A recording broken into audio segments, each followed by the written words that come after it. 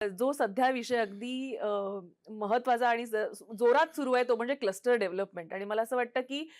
ज्या लेव्हलला तुम्ही क्लस्टर डेव्हलपमेंट हा विषय घेऊन गेलेलात, खरं तर सुरुवातीला त्याचं आकलन नव्हतं आलं, की खरंच इतक्या मोठ्या प्रमाणामध्ये अशा पद्धतीनं रिडेव्हलपमेंट होऊ शकते, अशा पद्धतीनं मुंबईकरांना इतक्या सोयी-सुविधा आपला एरिया, आपली हद्द न सोडता मिळू शकतात. क्लस्टर डेव्हलपमेंट ही संकल्पना राज्याचे मुख्यमंत्री देवेंद्रजी यांच्या डोक्यातनं आलेली आहे. ज्या वेळेला आम्ही चारकोपला श्वेतांबराचं सेल्फ डेव्हलपमेंट झालं, चारकोपला योगेश सागर यांच्या मतदारसंघात, त्यावेळेला चाव्या वाटप करायला राज्याचे मुख्यमंत्री देवेंद्रजी आले होते.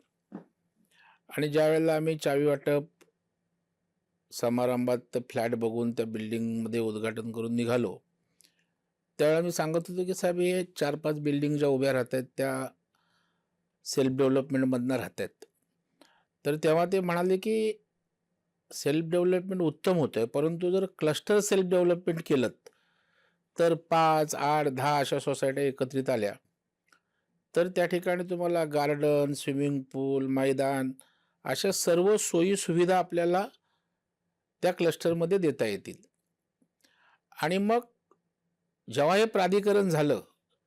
त्यावेळेला सेल्फ अँड क्लस्टर डेव्हलपमेंट, तो क्लस्टर हा शब्द राज्याच्या मुख्यमंत्र्यांचा आहे की सर्वांना सुविधा मिळण्यासाठी एकत्रित येऊन जर या ठिकाणी सेल्फमध्ये क्लस्टर जर केलं